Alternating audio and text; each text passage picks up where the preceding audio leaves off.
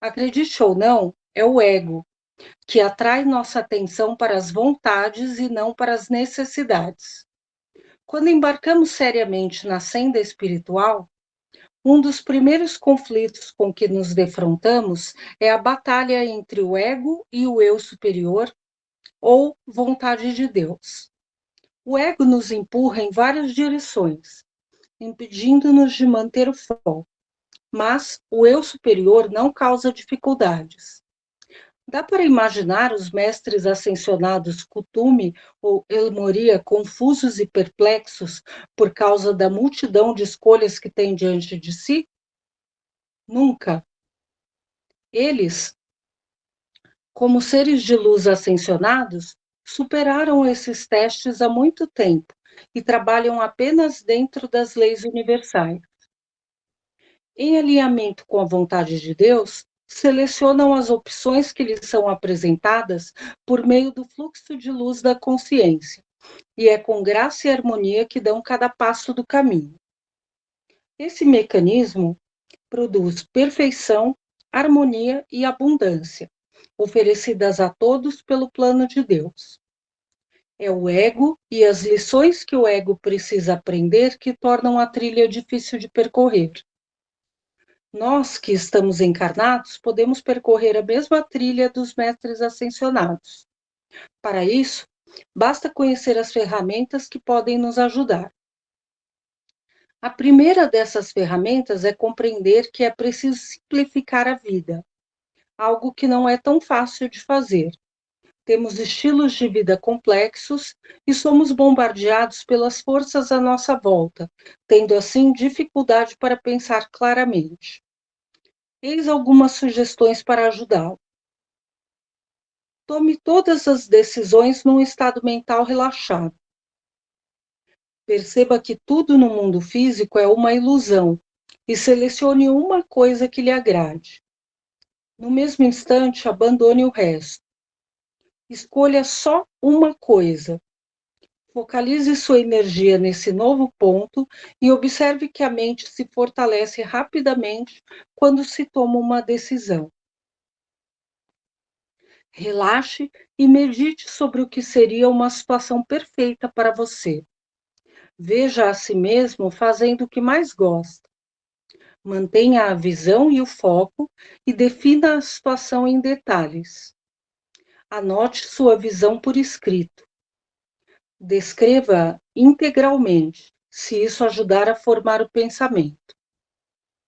Terceiro passo: escreva seus pensamentos em forma de afirmações, descrevendo a visão como se ela já tivesse se manifestado e você tivesse participado dela. Lembre-se de escrever todas as afirmações no presente. Prenda as afirmações num espelho ou na geladeira, para se lembrar constantemente de focalizar essa situação ideal. Lembre-se, quanto mais energia mental puser na afirmação, mais cedo ela vai se manifestar. Quarto passo: diga suas afirmações em voz alta. Diga-as no carro, andando pela casa ou sempre que der para se concentrar sem atrapalhar os outros. Dizer as afirmações diante do espelho parece que lhes traz mais energia. Faça isso se ficar à vontade na frente do espelho. Nota: este estágio do processo guarda uma chave importante para o sucesso. Assim, leia com cuidado a próxima sessão. É importante lembrar que das 4 formas de energia, pensamentos, palavras, emoções e ações, a emoção é a cola cósmica. Crenças e emoções solidificam os pensamentos mais depressa do que as outras 3 formas de energia. Quando começar a fazer afirmações para melhorar a vida e mudar a realidade, ilusão à sua volta, é provável que não acredite imediatamente nelas.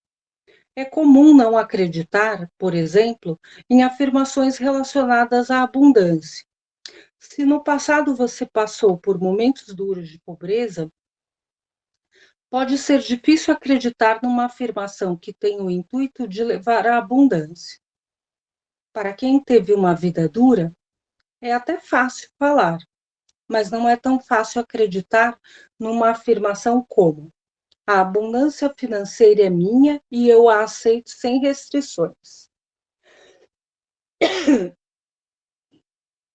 Se você diz uma coisa, mas no fundo acredita em outra, vai levar mais tempo para fazer a energia entrar num padrão circular no mundo físico, realizando assim sua manifestação.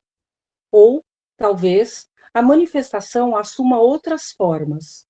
Quando a abundância começar a fluir, você pode sabotá-la, pois acha que não a merece. A confirmação do ego, do tipo, eu disse que não mereço isso, vai certamente entrar em ação para justificar as emoções profundas que apoiam esse sistema de crença. Assim, enquanto o eu superior, por meio do fluxo de luz da consciência, trabalha para levá-lo ao que você merece, seu ego, crenças, emoções e hábitos arraigados trabalham para negar o que você quer. Eis como resolver essa situação. Não desista. Continue a fazer suas afirmações. Ao perceber que está acontecendo alguma coisa, reivindique seu poder e admita que participou da cocriação desse acontecimento. Procure todos os sinais da manifestação desejada, pois ela pode não vir em forma de apoio financeiro. Por exemplo, pode vir na forma de alguém que lhe paga o almoço ou de alguém que lhe dá alguma coisa que há muito tempo precisava para sua casa. Saiba que o universo, Deus, trabalha de maneiras misteriosas. Aceite tudo como sinal de seu poder de manifestação e agradeça silenciosamente pelas dádivas. Diga obrigado ao ser com quem se identifica. Deus, Jesus, Sananda, Mãe Maria, mestres ascensionados, anjos, Vishnu, Viracocha, Buda, etc. É vital não esquecer de agradecer, pois isso mantém em movimento a roda da gratidão e da energia. Com atitude equilibrada e atenção aos sinais à sua volta, você vai desenvolver autoconfiança em si mesmo e neste sistema. Quando começar a ter confiança no que é capaz de fazer, seu sistema de crença vai começar a se fortalecer. As novas crenças vão então se transformar na cola cósmica e vão favorecer o processo de manifestação, para que você possa realizar as coisas mais rapidamente. Quando fizer pela primeira vez afirmações que não fazem parte de sua realidade, é vital bloquear essa chamada realidade e dizer as afirmações com força e empenho. Se as semanas se passarem e nada acontecer, não desista. Às vezes, leva meses para o ciclo se completar. Neste caso, é provável que você tenha enfatizado demais o que falta e sobrecarregado com esses pensamentos e crenças a roda da energia. Se isso acontecer, sua fé certamente será testada. Você é forte? Sua fé é forte? Você acredita mesmo no poder da luz? Quinto passo. Neste estágio, você precisa fortalecer sua vontade e começar a querer suas afirmações. Ordene com poder e força. Depois, distancie-se de sua necessidade, soltando-a no universo. Não tente adivinhar o resultado. Basta afirmar e esperar que, de alguma forma, essa afirmação volte para você. A luz e a força de Deus são mais inteligentes do que todos nós, e a situação perfeita vai começar a tomar forma à sua volta. Confie nisso. Podemos usar afirmações não apenas para nós mesmos, mas também para os outros. Mas afirme apenas coisas positivas e peça sempre permissão ao eu superior da outra pessoa, para não interferir indevidamente em sua vida. A interferência indevida traz dívidas kármicas. Lembre-se que toda energia se move em círculos. Cada afirmação, independentemente de quem é seu objeto, tem de voltar para quem a originou. Não há como escapar da lei de causa e efeito. Se você acha que pode contornar essa lei universal, está muito enganado. Você sempre vai colher o que semeou. Se pensar apenas coisas positivas e cheias de amor, você vai ter uma vida cheia de amor e luz. Se usar a energia para desejar coisas erradas ou nocivas para os outros, você vai colher o que semeou. Agora, é diferente do que foi no passado. Estamos entrando na quinta dimensão e todas as energias vão se acelerar cada vez mais. É o momento do salto quântico. Assim, não vai mais levar várias vidas para que a energia volte para quem a enviou, como ocorria no passado. No novo milênio, a velocidade da energia vai ser mais próxima da velocidade da luz, e assim as formas de pensamento vão voltar quase que imediatamente para quem as enviou. Em outras palavras, o karma vai ser vivido instantaneamente ou pelo menos na mesma vida. Por isso, é seguro divulgar agora esta informação, pois ninguém vai escapar dos efeitos do que semeou. Quem usar mal seu poder vai se cansar de tanto colher o que semeou, que vai acabar abandonando a negatividade por pura exaustão. No entanto, é preciso muita discrição no uso desse poder. Por segurança, acrescente às suas afirmações uma advertência, dizendo que são para o bem de todos os envolvidos. Depois, solte-as no universo e permita que os celestiais trabalhem por você, trazendo bênçãos e alegria para todos. O argumento racional para que você comece a usar afirmações é o seguinte: esse método é uma das muitas maneiras de criar o céu na Terra. Imagine o que seria o mundo se todos começassem a afirmar apenas coisas positivas. Ou imagine o impulso em direção à luz que tomará a consciência de massa quando mais e mais pessoas começarem a dirigir seus pensamentos e ações a usos positivos da energia. A condição do mundo mudará então num piscar de olhos. Jesus compreendeu o que é necessário para levar o mundo à quinta dimensão, mas, como cabe a nós modificar a frequência vibracional e elevá-la a um nível mais alto, nem ele pode prever quando será esse momento. Nossa missão é guardar a luz para o mundo, independentemente do que acontece à nossa volta. Quando um grande número de pessoas se transformar em luz, essa frequência vai agir sobre tudo e todos no planeta através da lei da vibração. Seja paciente, seja silencioso e seja luz. Como disse o mestre Kuthumi, a vitória é certa. Através de afirmações, pessoas em diferentes níveis de desenvolvimento e engajamento conseguem manifestar o que querem. Nos níveis mais baixos, as necessidades se limitam a objetos físicos ou acontecimentos específicos. Em níveis mais altos, as afirmações envolvem questões como saúde, felicidade, serviço ao mundo, paz e realização de missões. Algumas das afirmações mais poderosas são feitas por meio do eu superior, usando o poder da frequência violeta e a ajuda dos reinos celestiais. Como a frequência violeta dissolve a negatividade, outro nível de poder é acrescentado à afirmação. Seguem-se alguns exemplos dessas afirmações elevadas. Por meio do poder do eu superior, ordeno que a frequência violeta brilhe à minha frente e dissolva a negatividade. Que os anjos da chama violeta me envolvam em luz dourada e me libertem das lutas e limitações que me impedem de realizar a vontade de Deus na Terra. Por meio da minha amada presença, eu sou, entro na frequência mais alta da luz e me cerco da proteção do Arcanjo Miguel e da espada da chama azul. Que minha vida seja purificada de todas as formas pensamento negativas e que a perfeição penetre em minha vida. Por meio da amada presença, eu sou a luz e o amor.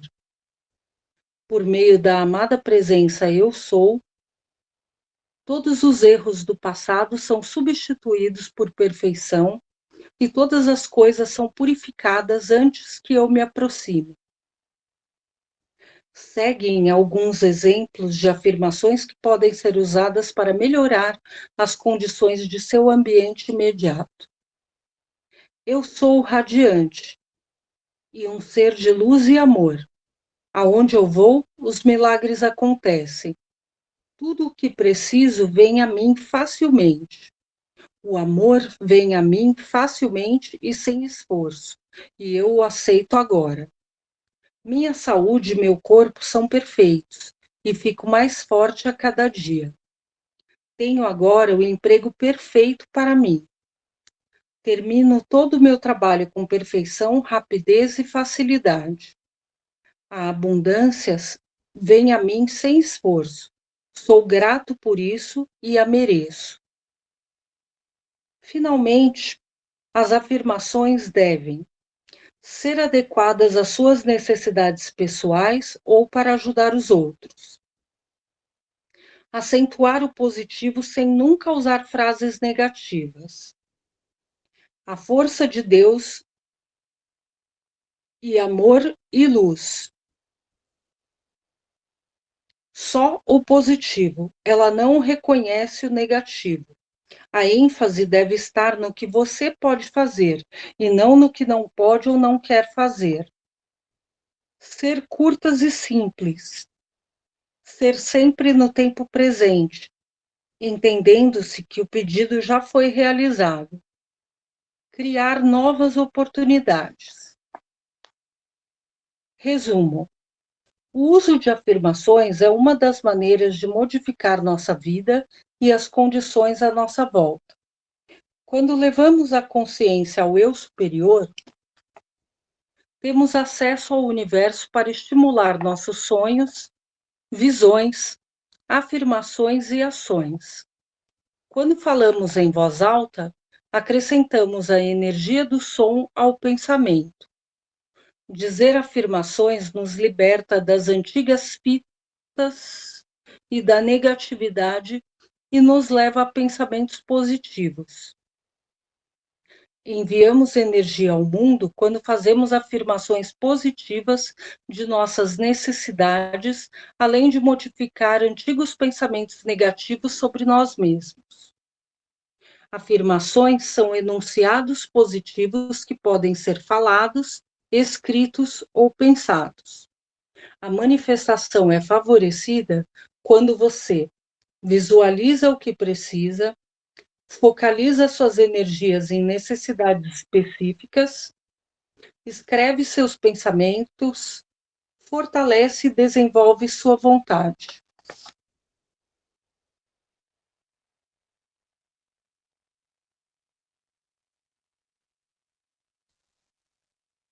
Então, agora, com esse resumo, eu queria acrescentar o seguinte: não é porque eu criei o hábito de fazer esse programa espiritual que ele é fácil, porque ele tem afirmações positivas que ainda não fazem parte da minha realidade, mas que eu estou tentando me esforçar através do conhecimento desse livro, A Luz o Libertará, para tornar essas afirmações do meu programa espiritual parte da minha realidade. Porque, por exemplo, existe um dia de afirmações que diz o seguinte, que a gente tem que imaginar Deus como se fosse uma pessoa muito querida, que é do seu convívio, que está presente dentro do seu carro quando você está dirigindo, ao seu lado quando você está caminhando sozinho, é, te ajudando, te intuindo no seu trabalho, nas coisas que você realiza, na hora que você acorda, na hora que você come, na hora que você vai dormir. E é muito difícil, porque embora a gente não consiga imaginar o que é Deus, você tenta imaginar uma pessoa para poder pensar nessas afirmações e conseguir lembrar desses momentos. Então, por exemplo, você está lá no trânsito, carro parado, tal, fala assim: ah, vou fazer uma oração, estou aqui protegida dentro do meu carro, esperando o farol abrir para ir para o meu trabalho. Raramente a gente consegue fazer isso de uma maneira espontânea, a menos quando você acaba de passar um susto e sai bem, ou quando você passa por uma situação de estresse e ia xingar a pessoa, aí você lembra que é dia do Evangelho no Lar, essas coisas, né? Então, existem sim afirmações que ainda não fazem parte da minha realidade, mas que exatamente por esse método de você ter as afirmações no presente, ter as afirmações colocando assim de uma maneira positiva, de uma maneira contundente, tipo, eu já tenho, já realizei tudo o que eu preciso. A força para realizar o que eu desejo não vem de mim, mas vem de Deus, não vem da constância das minhas orações, mas do desejo do meu coração. São coisas assim que tem no programa. Então, eu acho que a parte mais difícil é você realmente criar o hábito, é ter essa disciplina. Mas, no caso, como você tem que seguir nesse programa uma ordem de numeração para essas afirmações, do 1 até o 63, dificilmente você vai se esquecer se você, por exemplo, fizer logo que você acordar ou logo que você for dormir. Porque ao longo do dia, a gente acaba se distraindo com as coisas, com as preocupações do mundo da matéria.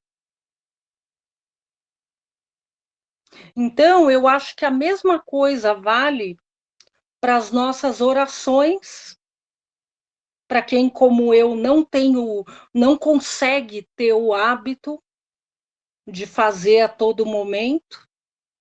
Eu faço na hora que eu vou comer alguma coisa, né? Por conta do alimento que vai entrar no meu corpo, mas não consigo me lembrar, por exemplo, vou rezar antes de dormir para agradecer o meu dia. Eu só penso assim, gratidão por mais um dia.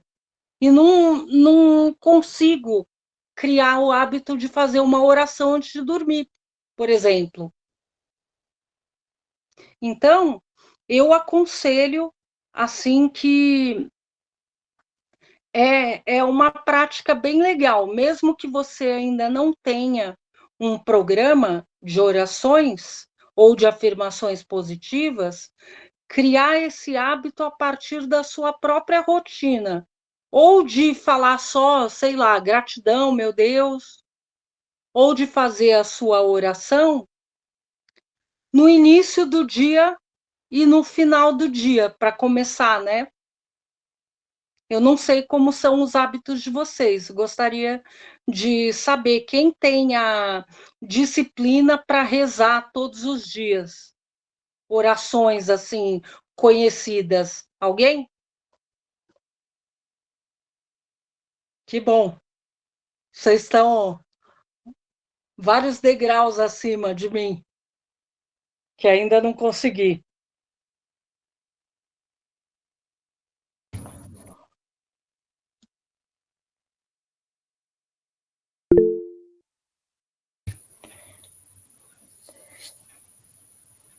Posso falar? Ô, Mel, eu penso assim, sabe?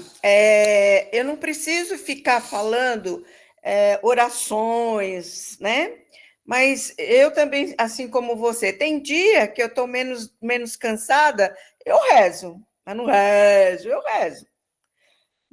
Mas todos os dias, quando eu levanto, quando eu vou comer qualquer coisa, almoço, café da manhã, almoço, janta, e quando eu vou dormir, sim, eu agradeço. Eu agradeço por aquele dia, eu agradeço pela oportunidade de estar encarnada, pela oportunidade de estar aqui no planeta, pela minha família, pelos meus amigos. Então, eu acho, sabe, Mel, que eu acho que é isso que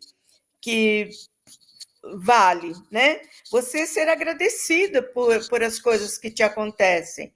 Tem dia que eu estou assim, meio brincalhona, eu agradeço até as dores nas minhas pernas, sabe?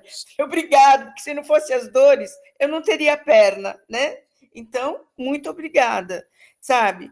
E a gente acabou de fazer agora, nesse final de semana, o curso do Reiki, né? Lá no Ceará. E tem isso também, sabe? É o agradecer, é o quanto você é grato, sabe? Por tudo, tá? Por tudo. Eu, pelo menos, eu sou grata por tudo, sabe? Por tudo que me acontece, né? De bom e de ruim, né?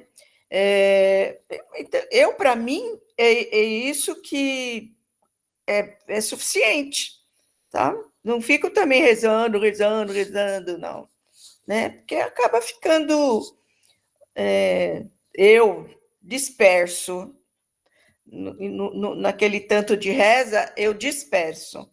Então eu sento, eu falo com Deus, eu falo com os amigos espirituais, eu falo com o meu mentor que ele precisa ter mais paciência comigo. É isso. Tá? Nossa, levantei a mão, gente. Primeira vez que eu vou falar. Eu rezo todos os dias, gente. É oraçãozinha minha, mas eu rezo todos os dias antes de dormir. Às vezes, quando eu tô com muito sono, eu acabo dormindo no meio da oração. E aí, de manhã, na hora que eu abro minha janela, eu falo gratidão, universo. Eu até dou risada, sabe? Tipo, acho que quem vê, quer dizer, ninguém vai ver, porque eu moro no 11º andar, mas eu tomei isso como hábito para mim.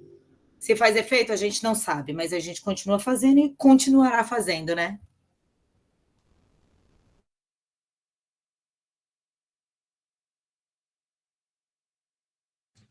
Alguém mais?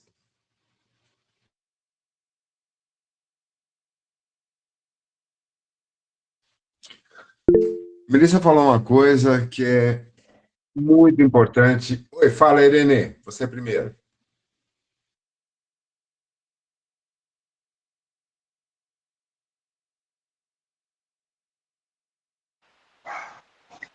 Oi, eu me atrapalho nesses botões.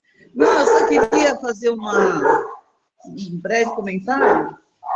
Para mim, uma coisa que eu sempre faço, e tenho assim uma confiança, é o sinal da cruz. Eu acho que é uma coisa de família, né? Minha mãe sempre fazia, mas para mim me conforta, né? Às vezes até quando eu vou sair de casa, de carro, eu faço o sinal da cruz. E não me pergunte exatamente por quê, mas me conforta, me dá uma segurança. Para mim, isso é uma forma de rezar também, né? E de manhã, normalmente, eu também faço agradecimento e peço proteção e a bênção para um novo dia que está acontecendo. É isso que eu faço normalmente. Só para comentar, né?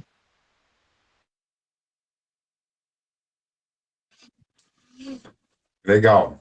Pedro, São você sinais, tinha né, que a gente... levantado a mão. Alguém mais? Não, acho que é só a Irene. Não, Pedro tinha levantado a Ah, mão. Pedro, desculpa, não tinha visto você. Então, Não tem problema. Bom, toda noite eu faço uma oração simples, né? Um Pai Nosso, um Ave Maria, né?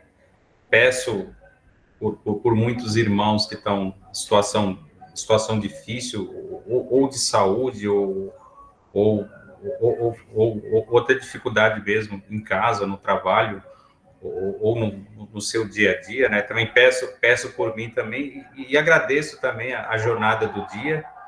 E de manhã eu procuro mais ter um pensamento positivo. Não faço uma oração decorada, mas procuro ter um pensamento positivo para ter um dia positivo, um dia produtivo, né? E também peço proteção durante essa jornada para que eu possa ter um bom dia e também possa estar recebendo e transmitindo uma energia positiva aos que estão ao meu redor. Mas é uma coisa bem simples mesmo.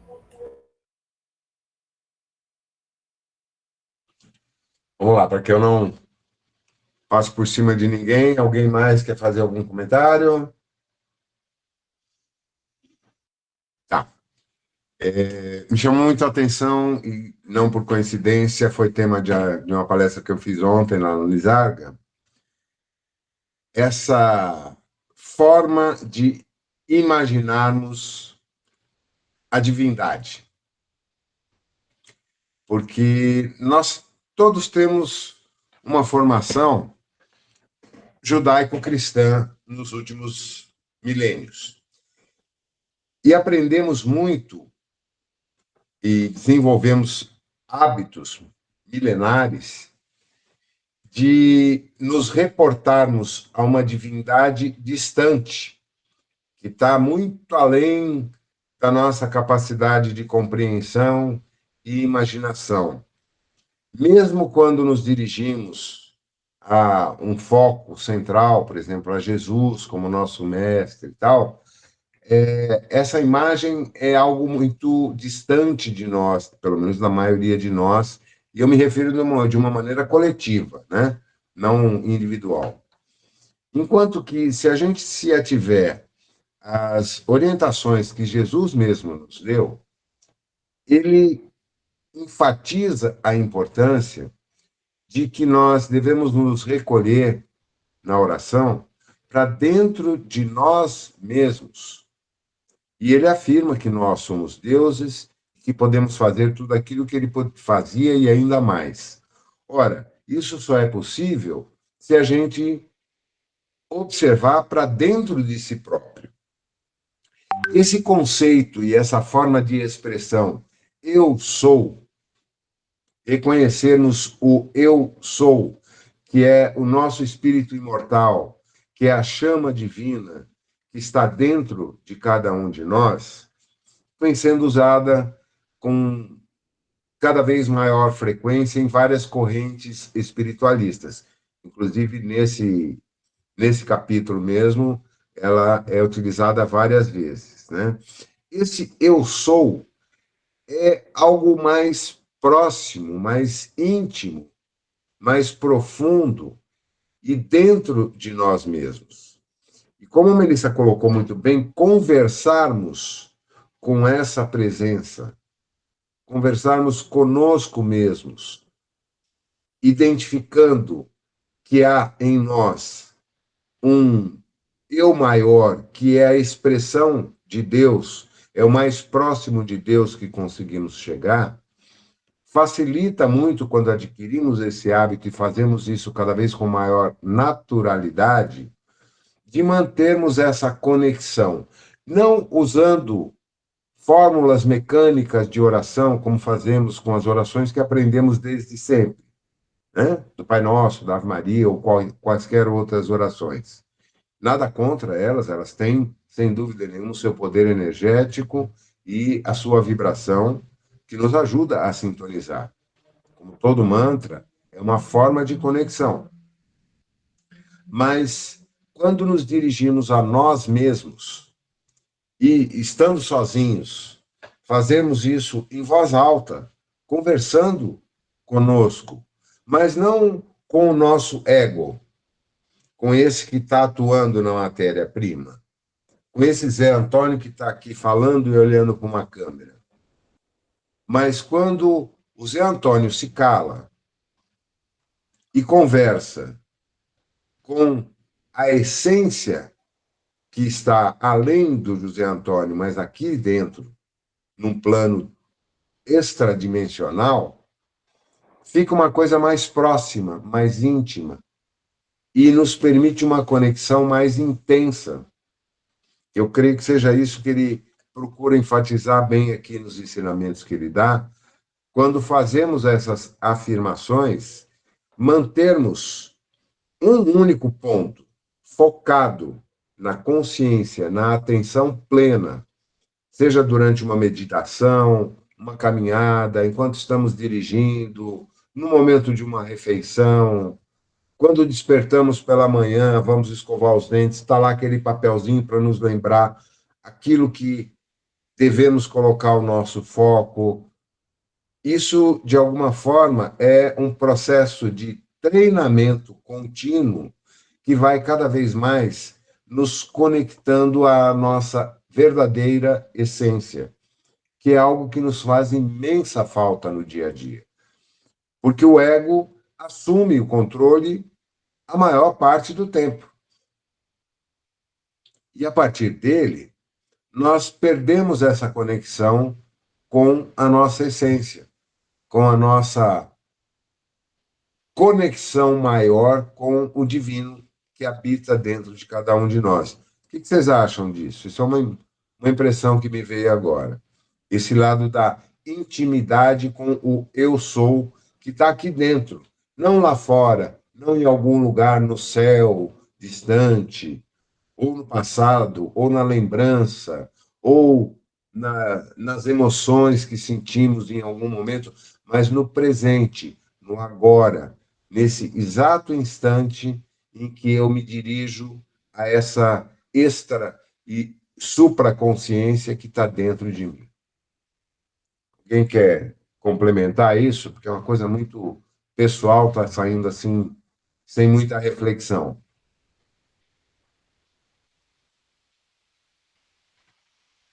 Não?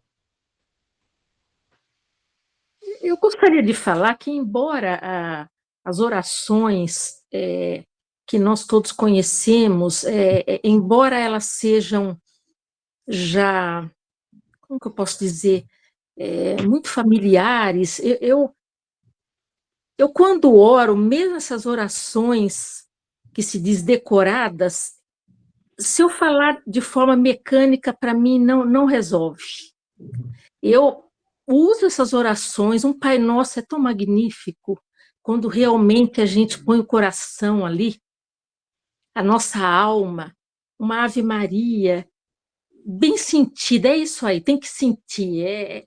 Pode ser a oração decorada, mas tem que ter aquele sentimento, não ficar... Não adianta assim, né? Igual um papagaio. Mas com a emoção mesmo, eu acho que essa faz a diferença para mim, pelo menos, é assim. E nós somos adestrados, né? Quem nunca rezou o terço? 10 Ave Marias, um Pai Nosso, 10 Ave Marias, um Pai Nosso, 10 Ave Marias, um Pai Nosso, mecanicamente, e depois uma Salve Rainha, depois começa tudo de novo. Isso foi um adestramento que alguns de nós tivemos na nossa infância, os mais velhos, como eu, e que praticamente todos tivemos seguramente em outras existências também. Fala, Mel.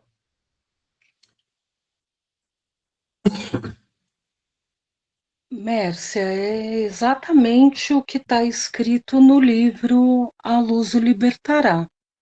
Toda vez que a gente envolve a nossa emoção, né, os nossos sentimentos naquilo que a gente está falando, as palavras se tornam ferramentas de poder, né? Então, nós somos capazes de transmitir qualquer tipo de sentimento e de reação através das nossas palavras, quando elas são ditas empoderadas pelo pensamento e pelas emoções. Então, a gente consegue através das nossas palavras, eu vou dizer só os exemplos positivos, tá? Mas a gente consegue emocionar, a gente consegue surpreender, a gente consegue conciliar, se fazer entender, a gente consegue unir, a gente consegue transbordar aquilo que está no nosso coração. E muitas vezes a gente precisa de poucas palavras, porque o mais importante é a emoção que está envolvida nelas. A cola cósmica. Por essa razão que sempre, de formas variadas, a gente encontra em livros de estudo advertências sobre o uso da palavra, sobre o poder do pensamento, porque tudo aquilo que envolve emoção se transforma em fonte de energia. E como a energia é circular, ela atinge o objetivo esperado, mas ela sempre retorna para o remetente. Então, as advertências que a gente tem sobre o poder do pensamento e o poder da palavra, elas são uma das lições mais difíceis que a gente tem. A primeira, acho que é controlar nossa respiração. E a segunda é controlar o poder da nossa palavra, porque ela é criada na mente. A nossa mente está sempre agitada, sempre pulando de um foco para outro, né? Então, quem domina essas duas técnicas, que é o controle da respiração e o controle da mente e das palavras, já está num degrau acima de evolução, já está na 5ª dimensão. A gente está caminhando para isso. É só a gente saber sufocar as vontades do ego. Legal, gente. Vamos partir para o próximo link, então, e começar o Consciência, fechando essa sala e abrindo a próxima, tá? Oi, Cris, boa noite.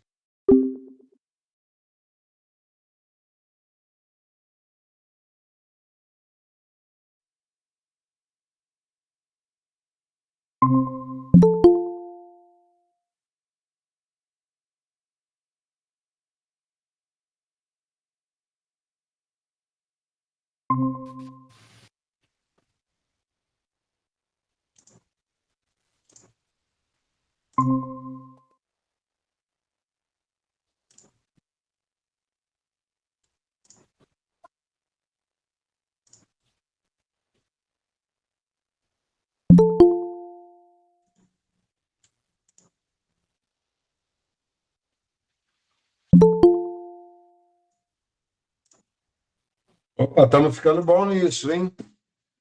Foi rapidinho. Os 15 já estão de volta aqui, ligeiro.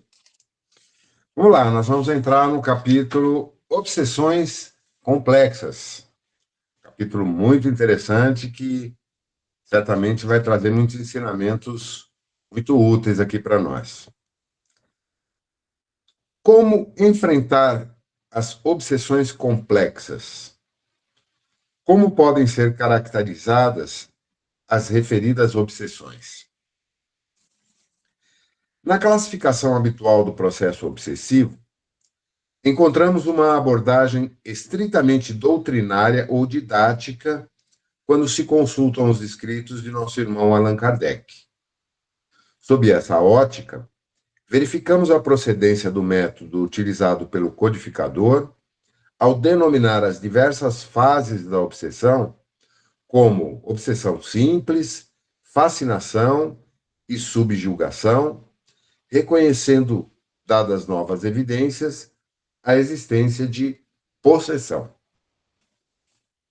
Quando nos referimos às chamadas obsessões complexas, acreditamos que tais ocorrências estejam mais afins com aquilo que se denominou possessão, não na definição usual do termo, em que se tem a posse intensiva do corpo, mas na complexidade do fenômeno observado. Considerando-se uma abordagem técnica e terapêutica, do ponto de vista da ciência espiritual, as obsessões complexas são aquelas que fogem aos padrões da classificação puramente doutrinária, porque a adição do termo complexo refere-se não a estágios da patologia, mas sim à metodologia empregada para provocá-la. As obsessões complexas consideram uma gama mais ampla de fenômenos, entre os quais aqueles em que se detecta a presença de artefatos e instrumentos da tecnologia astral, como implantes de aparelhos, larvas e outras criações do pensamento desorganizado. Também agrupamos sobre essa nomenclatura as chamadas arquepadias, as síndromes espirituais e o uso de duplicatas ou clones de corpos astrais de meus irmãos, com as gradações naturais de cada um desses processos. Esses termos são novidade para algum de vocês? Dispositivos eletrônicos do plano astral, larvas astrais, clones, ou todos já ouviram, já leram alguma coisa a respeito? Nunca ouvi falar. Não? Pois é, não é muito recente essa literatura que abrange esses pontos, embora André Luiz lá atrás já aborde de alguma coisa, mas com nomenclaturas diferentes. E nem podia ser de outra forma, porque no século passado não se usavam essas expressões, nem no plano físico, né? Dispositivos eletrônicos. Não existia essa expressão nos anos 50, 60, era muito mais recente. E nos livros psicografados mais atuais, eu me recordo bem dos livros psicografados pelo Robson, principalmente aqueles ditados pelo Ângelo Inácio. Mas também há vários outros que abordam esses temas e também palestras. Muitos dos grandes palestrantes espíritas, ou que se aprofundam mais sobre o tema, abordam esses temas, esses aspectos. Desculpa, eu ainda estou com um resquíciozinho aqui que às vezes dá uma travada. Vamos dar continuidade aqui, depois a gente tenta aprofundar isso. Só a Marília, né, que tem dúvidas com relação a isso. Então, vamos lá.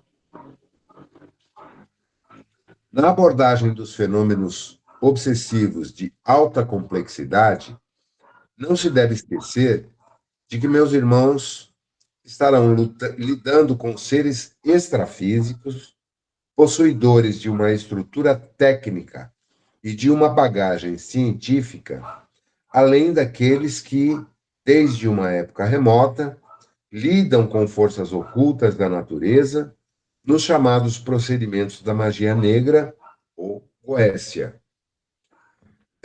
Gente, o que nós estamos usando aqui hoje para nos comunicar, para nos conectar, não tem 20 anos.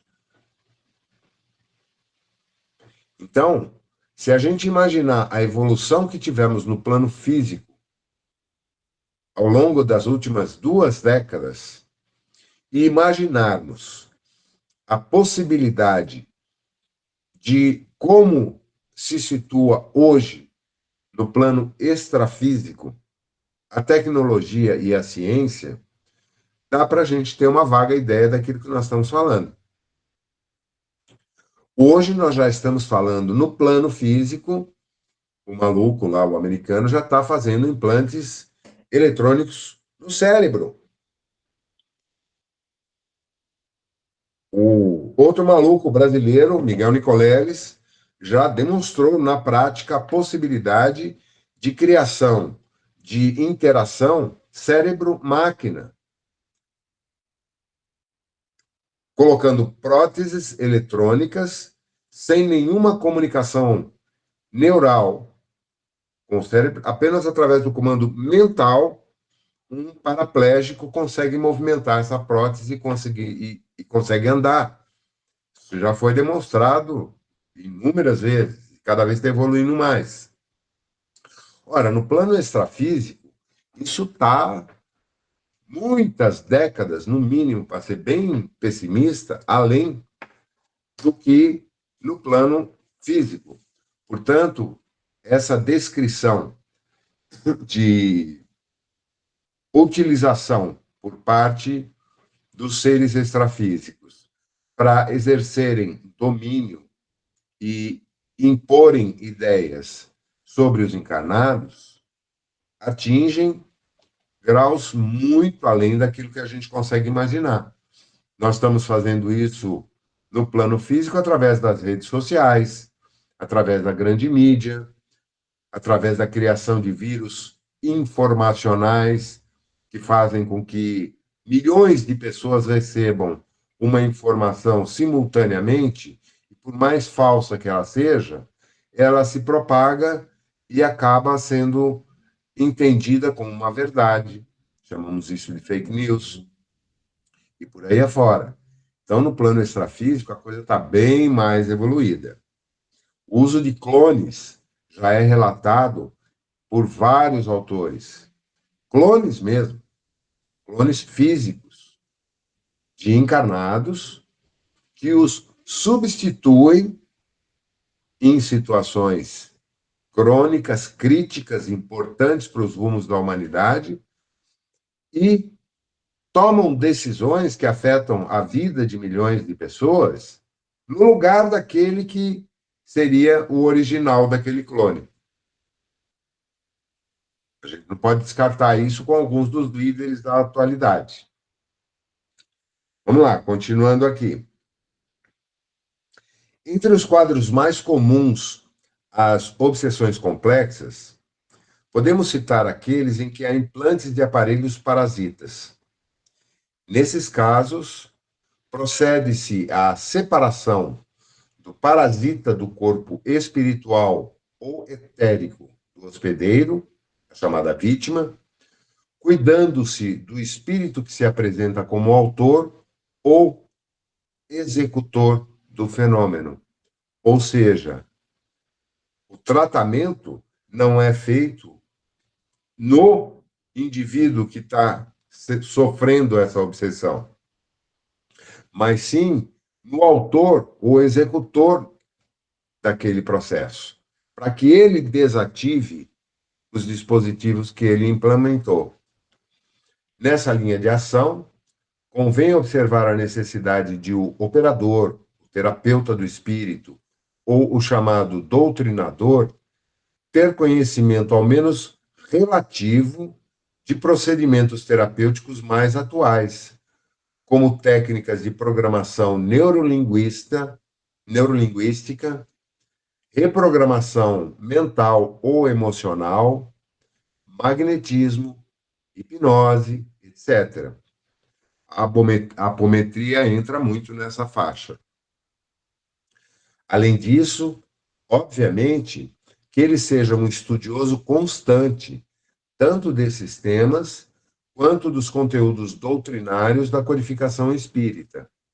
Somente assim, diante de elementos valiosos, que por certo emergirão dos registros psíquicos de espíritos em abordagem terapêutica, o operador ou terapeuta do espírito se sentirá mais seguro e capaz. Salientamos que não se trata de obsessores vulgares, mas de especialistas, cuja capacidade técnica e conhecimento do assunto desafiam muitos dos grupos mediúnicos que se arvoram a intrometer-se em seus domínios. Isso é muito sério. A maioria das casas espíritas e dos doutrinadores de desobsessão não tem preparo nem conhecimento para lidar com esse tipo de obsessão. E, por conta disso, espera-se ou imagina-se que aqueles que estão no plano superior coordenando os trabalhos das casas façam uma triagem e selecionem os casos que podem ali ser atendidos. Ninguém vai imaginar, por exemplo, que vai numa UBS ou num pronto atendimento esperando conseguir uma cirurgia de coração de peito aberto ou uma cirurgia no cérebro. Não existem nem profissionais, nem equipamentos, nem estrutura para isso num pronto atendimento. Só hospitais altamente especializados é que atendem esses casos. No caso específico de casas espíritas, acredito eu que aqueles que coordenam os trabalhos no plano extrafísico devem também ter esse critério e só encaminharem casos específicos como esses de obsessões complexas para casas onde haja um grupo de trabalho muito bem preparado para poder realizar essas intervenções. Fala, Mônica. Oi, pessoal, boa noite. Bom, eu não sei se a Maria conseguiu entender o que são chips e implantes, essas coisas, mas, assim, eu estou acostumada, né, fui treinada para enxergar esses dispositivos e trabalhar com eles, né? Inclusive, eu fui treinada para colocar também dispositivos nas pessoas, né? Então, o que são dispositivos? Vou tentar explicar um pouquinho. Quando a gente, por exemplo, na época da Covid, muita gente estava com um problema respiratório com uma sequela, né? Então, nós aprendemos com o plano espiritual criar um aparelho e nós implantamos esses aparelhos em várias pessoas para que a gente melhorasse a função de troca gasosa pulmonar, né? Então, como é que você faz? Você simplesmente, com orientação deles, porque eles nos ensinaram como funcionava o aparelho, nós mentalizamos aquele aparelho, colocamos energia mental naquele e nós instalamos mentalmente aquele aparelho na pessoa. Do mesmo modo, quando eu enxergo que existe um chip ou um aparelho na pessoa que não é um aparelho que está fazendo bem para ela, e isso a gente precisa sempre pedir bastante orientação, porque não é porque tem um aparelho que eu vou desligar, né? Então, tem que analisar e perceber se esse aparelho está fazendo bem para a pessoa ou se não está. E nem tudo a gente desliga. Às vezes, quando está fazendo mal para a pessoa, aquele dispositivo, a gente não tira, a gente só desliga, porque a gente aprendeu também que os obsessores colocavam aparelhos em várias pessoas e a gente tirava. E aí, quando eles viam que a pessoa estava sem um aparelho, colocavam de novo. Então, a gente aprendeu a não tirar todos os aparelhos, e sim desligá-los. Até porque quando, às vezes, você tira o aparelho, você causa um trauma, né? Então, assim, não é uma coisa difícil. É a questão só de treino, né? E a questão também, assim, a gente fez, já fizemos muitas de colocar aparelhos usando a mesma técnica dos ovoides. O que são os ovoides? É um acúmulo de energia que vai se concentrando, até que ele perde a identidade e vira um ovoide.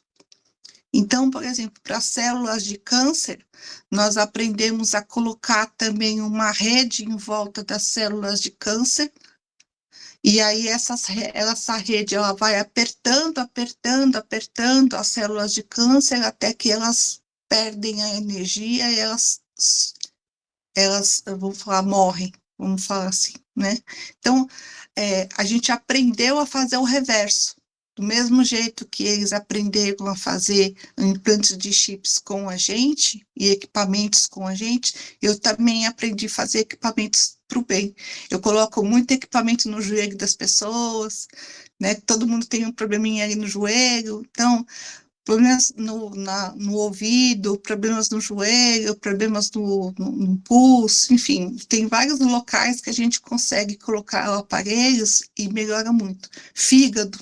A gente consigo enxergar bastante fígado, né? Fígado é um órgão que eu consigo colocar bastante aparelho. Então, assim, não é uma coisa difícil, é só a gente mentalizar e pedir para que eles nos ajudem a colocar um equipamento ali para que alivie a dor e alivie a doença que a pessoa tem, se for por mérito dela e se for para ela melhorar, né? Se não for uma prova que ela precise passar, né? Nem tudo que a gente pede é atendido, mas, enfim, se a gente consegue visualizar que aquilo está sendo executado, é porque é de merecimento da pessoa. Manda de joelho Isso para no mim. duplo etérico ou no corpo astral, Mônica? A gente sempre coloca no corpo astral, nunca é no físico, né? É sempre no astral. Não é no duplo etérico. Não é no duplo etérico, porque o físico é só uma consequência, né? Então, a gente coloca no astral e o astral reverbera para o físico, né? Ok. Fala, Ricardo. Estava brincando, estou pedindo para a Mônica mandar 2 de joelho para mim, que eu estou precisando. Não é assim. Jogador de futebol tem esses traumas, né? A gente no joelho, inclusive, eles fazem tipo uma cirurgiazinha, porque quando vai ser colocado equipamento, a gente mentaliza como se fosse uma gaze que envolve todo o joelho, né? É como se fosse um kimocho, não sei se vocês sabem o que é, eu mentalizo sempre como se fosse uma água viva, com umas gases, né? Então, enfaixa com gases, colocam um kimocho, que é como se fosse uma água viva, e eles geralmente injetam umas injeções como se fosse um líquido viscoso lá, que é para ajudar o atrito lá das articulações. Então, é um equipamento como se fosse uma joelheira, vamos falar assim, né? Uma joelheira feita de gás e de kimocho, e eles sempre injetam um líquido para ajudar. Basicamente é sempre isso. Às vezes tem um tirante que passa só de cima para baixo, da perna de cima para a perna de baixo, que eu esqueci o nome, na parte da frente, né? Então, eu tenho vários desenhos que na casa onde eu estava, a gente fez um curso sobre equipamentos, eu desenhei vários equipamentos que a gente enxergava, eu desenhei. Se eu conseguir resgatar esses desenhos, eu passo para vocês. Legal, bem interessante isso, Mônica. Gente, Aliás, que surreal. Ô, Zé, desculpa te interromper, eu tô aqui, pirando o cabeção. Eu falei, onde eu aprendo isso, gente? Vou levar ela para trabalhar comigo, tratar meus pacientes. Eu trato no físico, ela trata no espiritual. Não, gente, mas é sério, isso é super novo para mim, eu acho que hoje eu me senti meio burrinha, porque eu preciso estudar mais, realmente. O Zé estava falando de doutrinação, eu acho muito difícil doutrinar. No TE lá, a gente tem, às vezes eu entro na doutrinação, eu falo, gente, às vezes eu fico sem saber o que falar, porque eles falam tanto que você acaba gaguejando, você não sabe o que falar. Então, assim, eu tenho muita dificuldade de doutrinar. Por isso que às vezes eu falo, meu, vai você. Tipo, os amigos que trabalham comigo. Porque eles me pegam desprevenido. E aí eu fico sem ação. Eu perco a fala, literalmente. Ai, Marília, eu vou cortar até o Zé. Eu já passei por vários momentos assim que a pessoa fala, eu não sei doutrinar.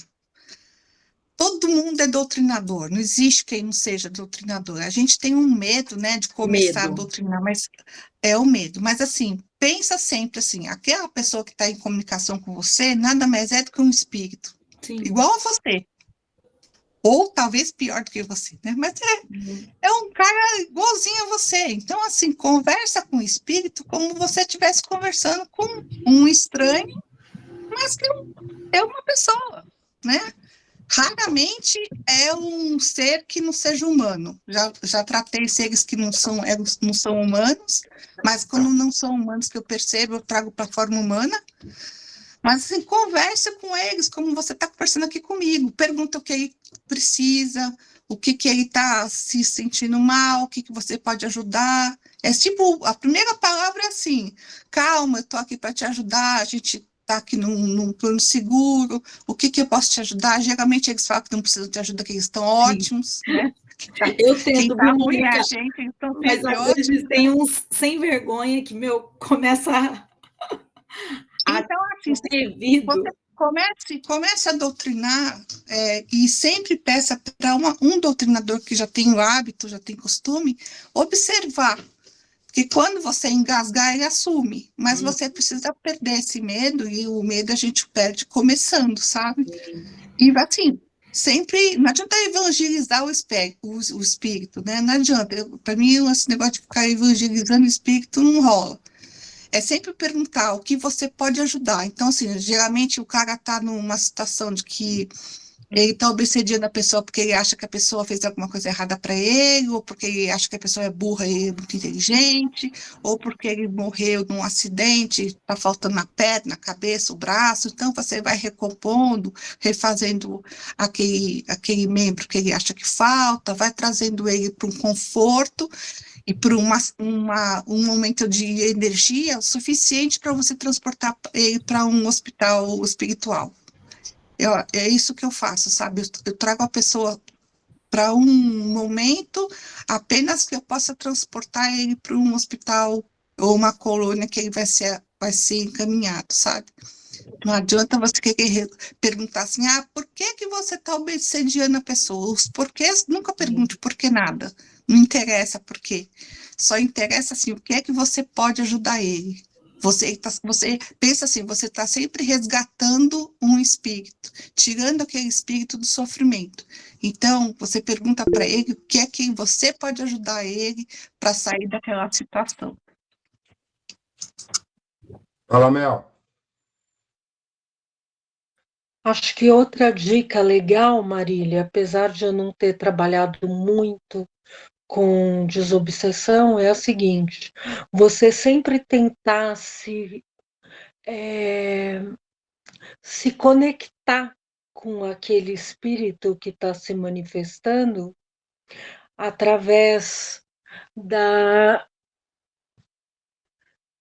do sentimento ou da necessidade. Então, por exemplo, se aquele espírito está manifestando alguma dor, você ter a empatia de dor, né? compreender aquela dor.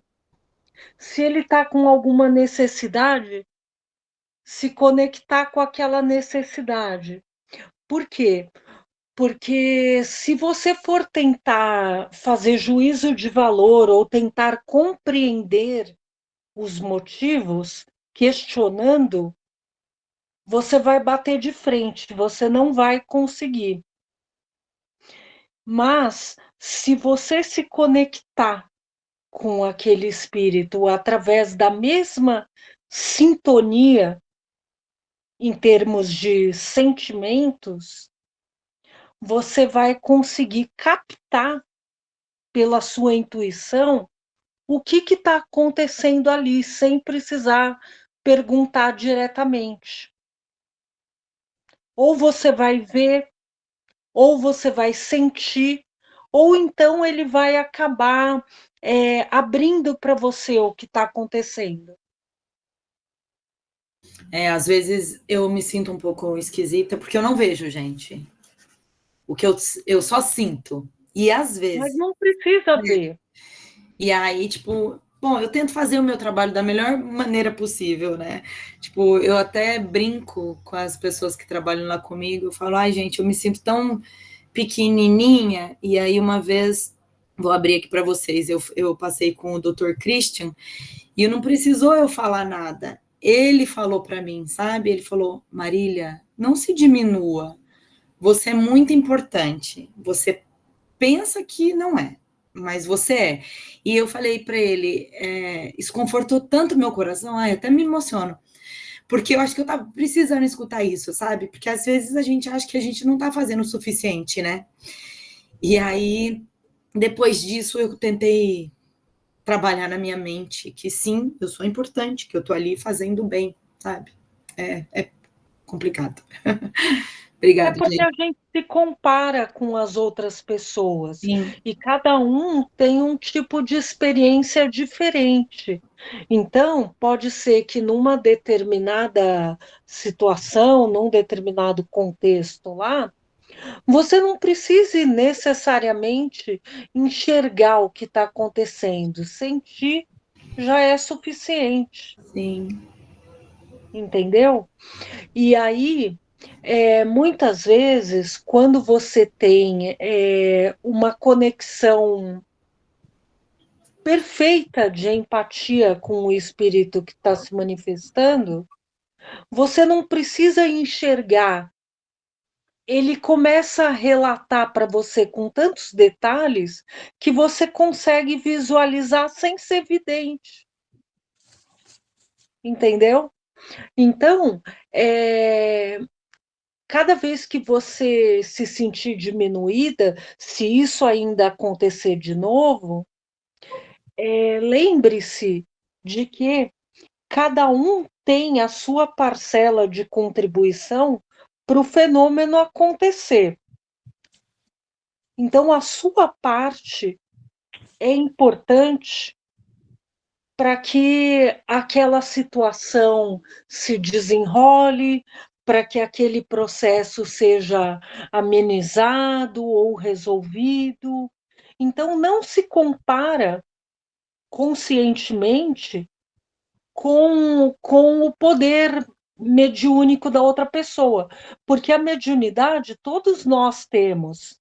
Ela é só uma ferramenta que se manifesta de maneiras diferentes. Então, pode ser que a sua sensibilidade para sentir as coisas comece a aflorar mais a partir do momento que você não se sentir na necessidade de se comparar com as ferramentas dos outros médiums. Só para concluir a resposta do Joseph para essa questão, para uma intervenção segura e proveitosa, no caso de obsessões complexas, é preciso contar com um equipamento mediúnico maleável, além de uma equipe familiarizada com o estudo desses fenômenos complexos, que exigem, em seu enfrentamento, o mínimo de conhecimento e dedicação. Então, não é um caso que vai ocorrer com frequência no atendimento regular. E, geralmente, esses casos complexos, eu repito, é a minha opinião, são encaminhados exatamente para casas que tenham médiuns suficientemente bem esclarecidos, informados e que também a contraparte espiritual da casa conte com o suporte adequado. Eles não vão mandar casos complexos como esses aleatoriamente para qualquer lugar. Porém, eu já presenciei, não foi uma vez nem duas, a manifestação de espíritos de um nível intelectual muito alto, com profundo conhecimento, não só do Evangelho, mas da doutrina espírita, e muito melhor preparados do que os pretensos doutrinadores. E simplesmente colocaram os doutrinadores todos no chão, porque ninguém conseguia argumentar com eles, porque não tinham conhecimento suficiente para nivelar. E aí tentam, no seu desconforto, apelar para evangelização, que é o que a Mônica acabou de falar. Aí que os caras racham o bico mesmo, tiram sarro. Quem é você para me falar de evangelho? Quem é você para me falar de moral? Eu estou vendo aqui no teu perispírito que você não é tão certinho assim como está se colocando, você vem querer me dar lição de moral. Qual que é a sua, meu? Estou, obviamente, usando uma expressão mais jocosa para exemplificar isso. E colocar toda a equipe que estava lá numa situação muito desagradável, mas muito desagradável mesmo. Falta de preparo para reagir diante de uma situação como essa. E qualquer um de nós pode, em algum momento, passar por situações similares se não estivermos suficientemente concentrados naquilo que estamos fazendo, tendo a humildade de que nós não somos mais sábios e nem temos maior poder do que ninguém, e de que quando nos defrontamos com alguém que possa estar, eventualmente, intelectualmente acima de nós, no caso da relação extrafísica, a gente está ali numa condição de ser um prestador de serviço, um servidor. Como a Mônica colocou muito bem, eu estou aqui para te ajudar naquilo que eu puder. Tem algo que eu possa fazer por você? Na minha ignorância, na minha insignificância, posso lhe ser útil de alguma forma? Se não, sinto muito. Respeito a sua colocação, respeito o seu intelecto, mas eu estou na condição de servir. E você veio aqui porque você precisa de ajuda. Se você não aceita, eu não posso fazer nada. Fala, Mônica.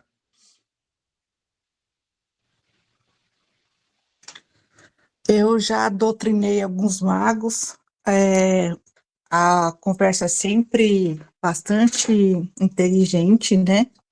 Mas assim, eu parto sempre do princípio assim, casas espíritas têm proteções. Se ele entrou na casa, é porque a gente tem condição de ajudar em alguma coisa aí. Senão ele não teria permissão de entrar. Então, a conversa tem que ser sempre nesse sentido. Que se ele está ali, é porque alguma coisa ele pode melhorar, né? Senão ele não estaria ali. E outra, sempre convido ele, né, a ir para...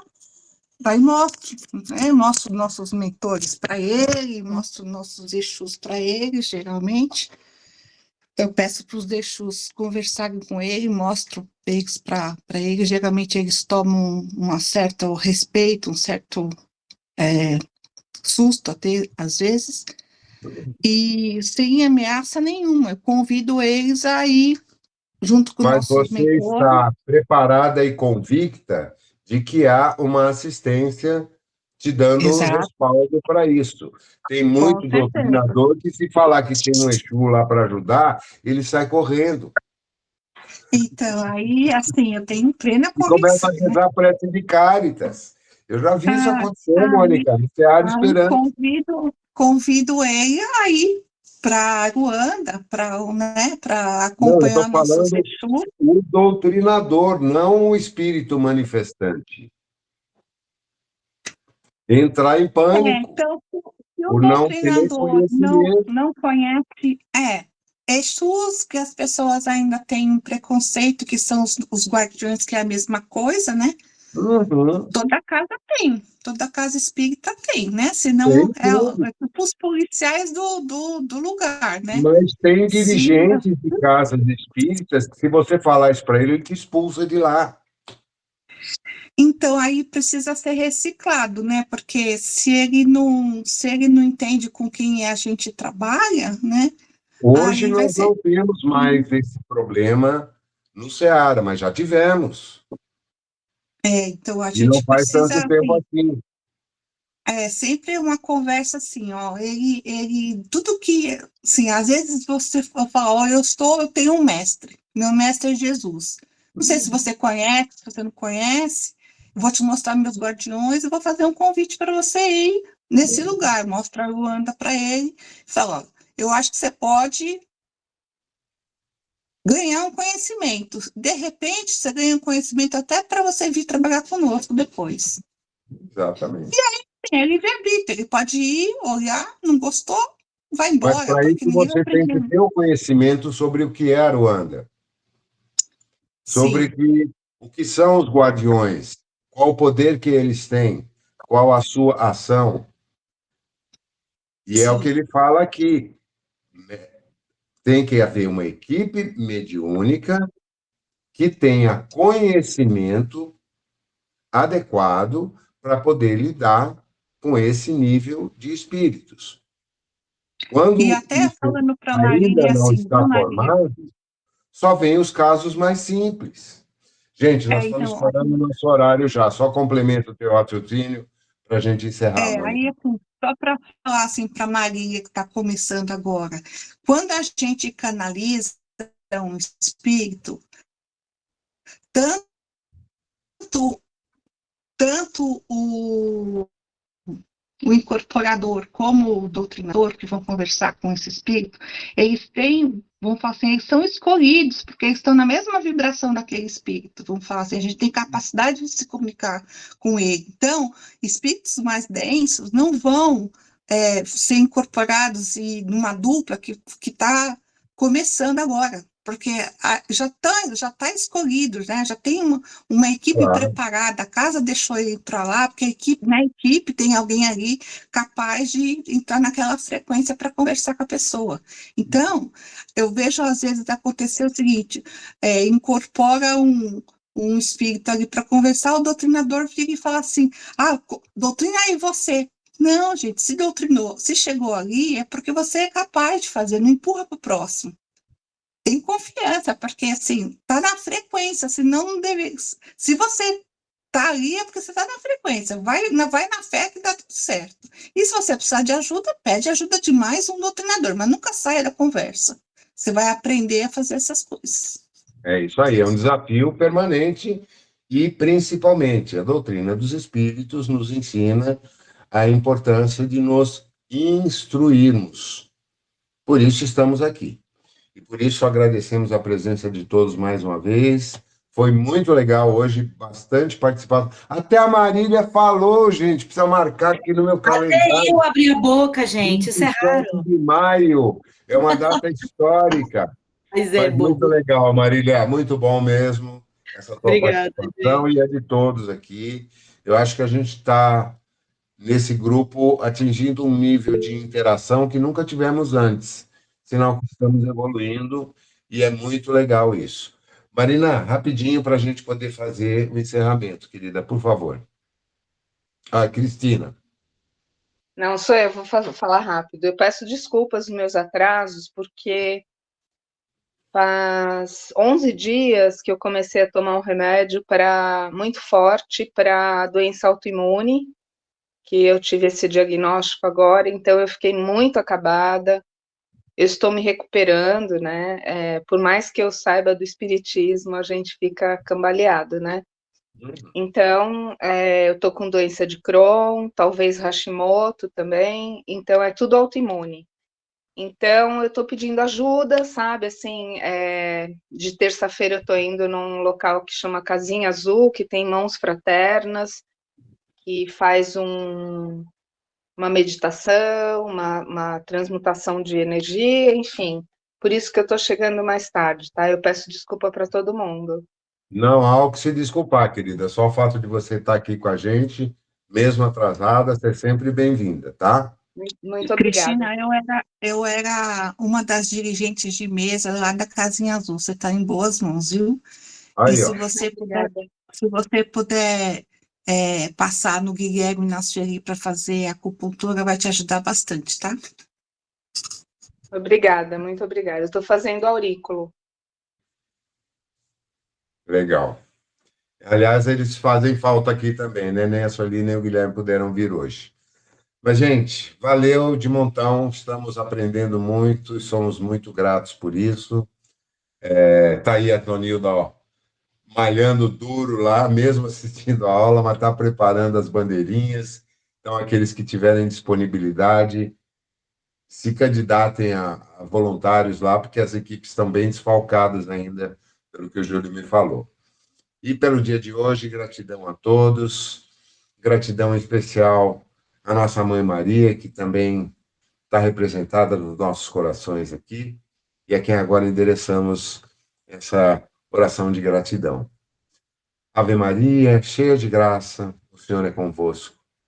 Bendita sois entre as mulheres e bendito é o fruto do vosso ventre. Santa Maria, Mãe de Jesus, roga por nós, aprendizes dessa vida, agora e na hora de nossa passagem. Que assim seja, graças a Deus. Valeu, gente. Beijo no coração de todos. Até a próxima terça, se Deus quiser. Bye, bye. Bom fim de semana.